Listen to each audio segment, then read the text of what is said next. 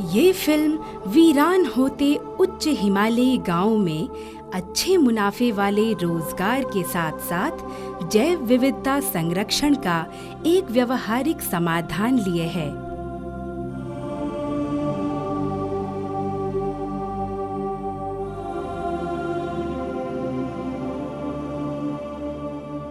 हिमालय की ऊंचाइयों पर बसा एक गांव रामणी, विकासखंड घाट, जिला चमोली, उत्तराखंड।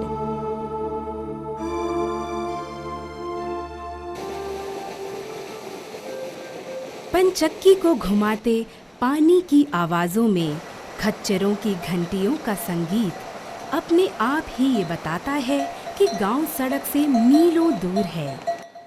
कई घंटों की चढ़ाई चढ़ने के बाद दिखाई देने वाला ये गांव रामणी अब सड़क मार्ग से जुड़ने जा रहा है। जब आप ये फिल्म देख रहे होंगे तब खोदी जा रही इस सड़क पर गाड़ियां लोगों के साथ साथ खेतों के उत्पाद भी नीचे ला रही होंगी।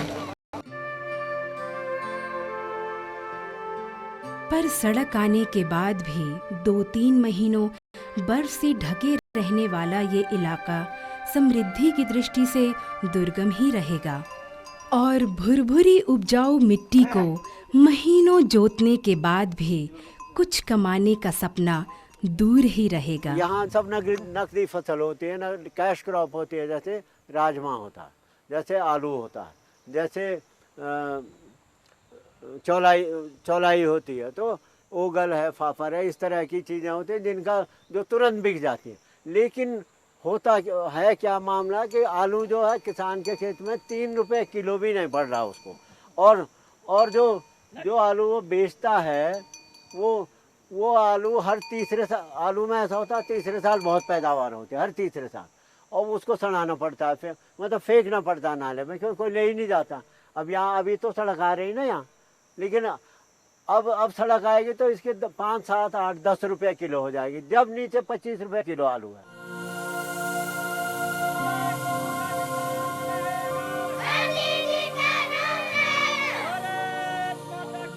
रोजाना 50 चैनलों के सैकड़ों विज्ञापनों को देखने वाली नई पीढ़ी के सपने रोटी, कपड़ा, मकान से संतुष्ट होने वाले नहीं और दुर्गम क्षेत्रों में पारंपरिक नकदी फसलें उगाने और बेचने के पुराने तरीके उन्हें बेहतर कमाने के अवसर नहीं दे सकते। The hills of Uttarakhand, they will undergo a change of cropping patterns. I mean, that what is grown traditionally there will not survive competition. People will have to change into crops which have future.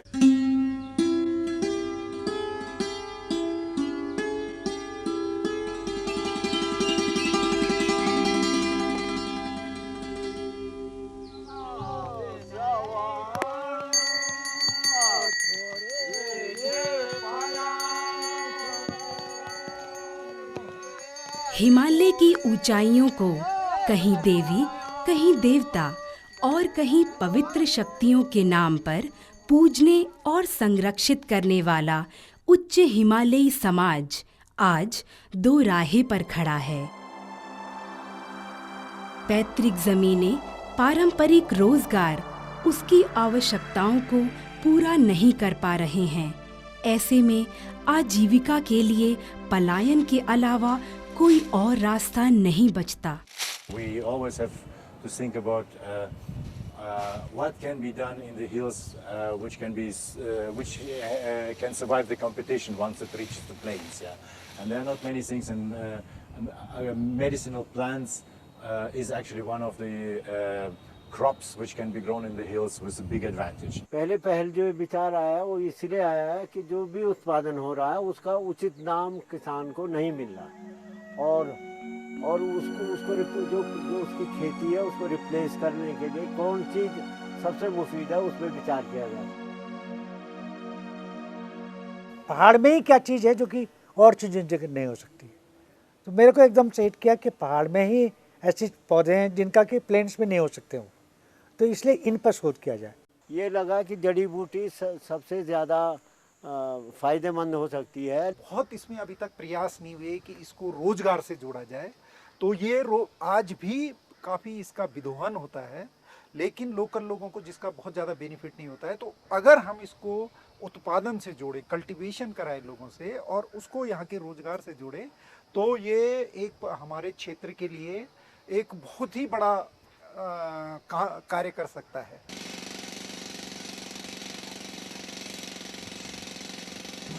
हाँ, दुर्गम क्षेत्रों में जहाँ से लोगों को लाने ले जाने में अभी तक ठीक ढंग से यातायात का दूसरा प्रबंध, यदि औषधि वो होगा तो वो एक तो मात्रा में कम होगा, तो इसलिए उससे उनकी आर्थिकी में तो उछाला आएगा ही। लेकिन जो खेत है हमारे, आज मानो 5 नाली का खेत है और उसमें मंडुआ होता है या रामदाना होता है, यदि 5 कुंटल रामदाना ही भी हुआ तो 5 कुंटल रामदाने का मतलब ये हुआ 15,000 रुपया। लेकिन उसी 5 नाली में यदि हम कुटकी, अतीस या अन्य औषधियों को वो करते हैं तो वो तो 50-60 ठीक ढंग से उसका वो हो, उससे भी अधिक उससे लोगों की आय हो सकती है। मानो 15,000 के बजाय 50,000। लेकिन जड़ी बूटी यहाँ होती नहीं थी। जड़ी बूटी यहाँ से तो 12,000 फीट से ऊपर की ऊंचाई पे थी। तो उसको यहाँ लाने के लिए कृषि वैज्ञानिकों से संपर्क किया गया, उनसे सलाह मशवरा किया गया। जो दिक्कत है जड़ी बूटी लोग काश्तकारी क्यों नहीं कर पा रहे हैं, एक तो वजह है कि उनको उगाने के तरीके अभी शोध लेवल पर हैं, शोध हो रहा है, कुछ में हो गया है और कुछ में होना है। और ये चीज़ें ऐसी जिसमें कि 2, 3, 4 साल कम से कम लग जाते हैं पैदा कराने में। इन लोगों ने देखा, सॉइल टेस्ट किया, जगह देखी, ऊंचाई देखी और तब ये बात हमको सुझाई उन्होंने कि यहाँ ये जो ऊंचाई वाली प्रजातियाँ हैं वो यहाँ हो सकती हैं, जो बर्फ़ में होती है वो यहाँ हो सकती हैं, क्योंकि यहाँ भी महीने 1.5 महीने तक बर्फ़ तो रहती है, कभी कभी तो 3-3, 4-4 महीने भी बर्फ़ रहती है। 4 फीट तक बर्फ़ जब पड़ती है तो काफ़ी दिन तक जमी रहती है। ठीक वही कंडीशन यहाँ पैदा होती है, मौजूद रहती है। तो इसलिए ये विचार किया गया कि क्यों ना इसको यहाँ ट्रांसफ़र किया जाए ऊपर से ऊंचाई वाली जगहों। 1994 चमोली जिले के घाट विकास खंड के दुर्गम क्षेत्र रामणी में अंकुर संस्था ने उच्च हिमालयी जड़ी बूटियों की कुछ पौध के साथ एक पौधशाला की शुरुआत की। अवैध रूप से खोदी, निकाली और चोरी छिपे बेचे जाने के कारण जो जड़ी बूटियां विलुप्ति के कगार पर थीं, उन जड़ी बूटियों की पौधशाला में पौध तैयार करना और फिर उनका खेतों से उत्पादन कराना, यही लक्ष्य था अंकुर संस्था का। 12,000 फीट या उससे अधिक ऊंचाई पर उगने वाली जड़ी बूटियों को 5 से 6,000 फीट की ऊंचाई पर उगाने की कोशिश की जाने लगी। उसी तरह की नमी और तापमान देने की कोशिश करते हुए दुर्गम इलाकों में स्थायी रोजगार के सपने बुने जाने लगे। मालूम था कि परिणाम इतनी जल्दी नहीं मिलने वाले, पर फिर भी लगे रहे, क्योंकि इन प्रयासों की सफलताओं में ही छिपे थे छोटे छोटे खेतों से बड़े बड़े सपने। बेचे साहब ने मतलब कि वैसे आलू से था इसमें दुगना पैसा मिले, आलू मनवा चुआ से इसमें दुगना पैसा मिले कुछ की जड़। आज स्थिति आ गई कि ये एक सफल कार्यक्रम हो गया, रेप्लिकेबल मॉडल हो गया है। इसको लोग जगह जगह लगा रहे हैं। बागेश्वर जिले के झूनी गांव में और लोहार खेत में, चौड़ा गांव में यहाँ से पहुँच गई है हमारे यहाँ से। तो हिमाचल के काधा केलांग में यहाँ से पहुँच गई है। हम लोग सिक्किम पौध भेजते रहे हैं। तो ये लोगों ने स्वीकार कर लिया है, वैज्ञानिकों ने स्वीकार कर लिया है कि ये जड़ी बूटी की खेती हो सकती है, एक सर्टेन हाइट तक हो सकती है। Ankur has more the strategy of convincing farmers why should they be growing cultivated medicinal plants, and then assisting them in how to grow it, and so it's I mean the whole production field is in the hands of Ankur. और ये successful venture होगा एक दिन, लोग देखेंगे, कठेत साहब को देखेंगे तो नीचे मल्टीप्लाई करेंगे। अंकुर संस्था ने उच्च हिमालयी जड़ी बूटियों के खेतों में उत्पादन वाले प्रयोगशालाई विचारों को सफलतापूर्वक साकार कर दिया है।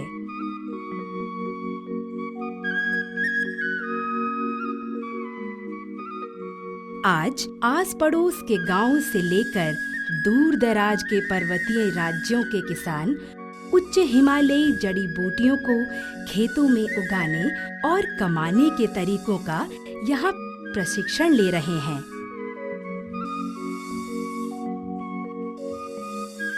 इसके अलावा उन्नत नस्ल की पौध जो जड़ी बूटी उत्पादन के लिए सबसे ज्यादा जरूरी है, अंकुर संस्था उसे भी गांव के किसानों से लेकर दूर दराज के संस्थानों को उपलब्ध करा रही है। कि सबसे पहले बात आती है कि किसी भी जड़ी बूटी के उत्पादन के लिए आपके पास प्लांटिंग मटेरियल होना पड़ेगा, जो कि आज भी नहीं है। इसीलिए हम इनको बहुत अच्छे से उत्पादन में नहीं ले पा रहे हैं। लेकिन अंकुर संस्था ने कुटकी के ऊपर बहुत अच्छा काम किया हुआ है और मैं खुद उनकी नर्सरी विजिट करके आया हूँ, जहाँ पे कि उन्होंने इसका मास स्केल में मल्टीप्लिकेशन किया हुआ है ताकि हमारे पास अच्छा गुणवत्ता युक्त प्लांटिंग मटेरियल रहे। मैं आजीविका परियोजना उपासक कंपनी चमोल में व्यापार प्रोत्साहन के कार्यरत हूँ। हमारे पास 1150 आजीविका स्वयं सहायता समूह के मेंबर हैं। हम उनके साथ जड़ी बूटी मेडिसिन प्लांट पे काम करते हैं। इसलिए हम यहाँ अंकुर पौधशाला से हम लोग पौध उठा रहे हैं और उस पौध उठा के काश्तकार के फील्ड में डेमो करते हैं, प्रदर्शन करते हैं। तो इनके जो ये आज प्रयास हैं, इसका बहुत दूरगामी परिणाम होगा, क्योंकि आज भी पूरे हिमालय क्षेत्र में किसी के पास प्लांटिंग मटेरियल है नहीं, जबकि इन प्रजातियों की पूरी दुनिया में बहुत ज़्यादा मांग है। तो हम संरक्षण तभी कर पाएंगे और वो बचा तभी पाएंगे जब इनको कल्टीवेट कर पाएंगे। और मैं समझता हूँ कि उन्होंने जो आदर्श पौधशाला बनाई है और उस पौधशाला को फिर गांव-गांव में प्रदर्शन करके लोगों के खेतों तक पहुंचाने का जो काम किया है, तो इस प्रकार का कार्यक्रम न केवल उस घाटी में बल्कि उत्तराखंड के अन्य इलाकों में भी किया जाना चाहिए। But what also is very important, which is actually crucial for cultivated medicinal plants, they also facilitate the certification. I mean, for medicinal plants, not only the farmer has to be certified, but also the crop has to be certified. So if a buyer somewhere, I mean, the buyer of an end product of medicinal plants buys something, he needs to know who was growing it and how was it grown. And Ankur is not only providing the technical knowledge to do that, but also in cooperation with HRDI, provides or assists in certification procedures. जब उनके पास वैध कागजात हैं, वैध पत्र हैं, तो कोई उनको रोकने वाला नहीं।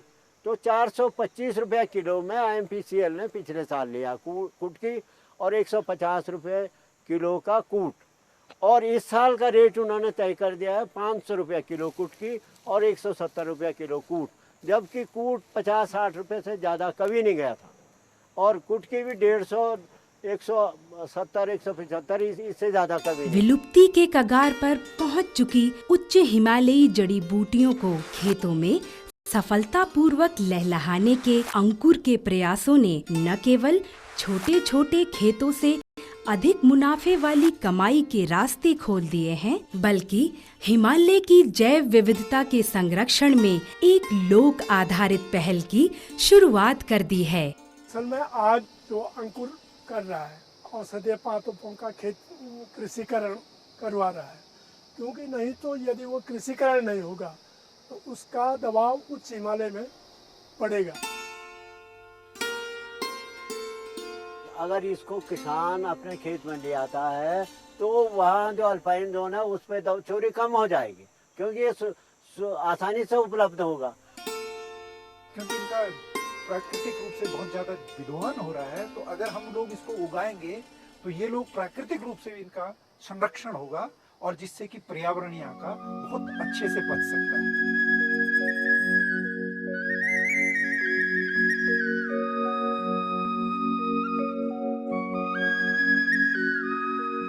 लक्ष्य तो ये है कि हर इलाके में पैचेस ऐसे हों, 4 गांव, 6 गांव, 8 गांव, 10 गांव के बीच में एक मैशिंग प्लांट लगे, मतलब कुटकी की जड़ को पीसने के लिए एक ग्राइंडर या मैशिंग प्लांट लगे। उस मैशिंग प्लांट में काश्तकार अपनी जड़ी बूटी लाए, तोले अपना, या तो वहाँ कोई खरीदार हो, कोई किसी कंपनी से ऐसा अनुबंध हो कि वो कंपनी खरीदने को तैयार हो वहाँ पे, या एक फेडरेशन ऐसा बनाया जाए, जो अभी जो सेल्फ हेल्प ग्रुप बने हैं, SHG बनाए गए हैं, उनका एक फेडरेशन बनाया जाए, और वो फेडरेशन इतना सक्षम हो कि वो एक मैशिंग प्लांट लगा दे, एक ग्राइंडिंग प्लांट लगा दे, और उस प्लांट में इसको पीस के चूरा, मतलब इसका पाउडर किया जाए, तो वो मुझको लगता है कि आज से 3 गुना ज़्यादा कीमत लोगों को मिल जाएगी। ये सवाल कि सड़कें आएंगी तो पहाड़ से क्या ले जाएंगी, इसका जवाब आज अंकुर के पास है। सड़कें आएंगी तो दुर्गम इलाकों की फेडरेशनों से जड़ी बूटियां ले जाएंगी और उच्च हिमालयी गांवों में समृद्धि लाएंगी।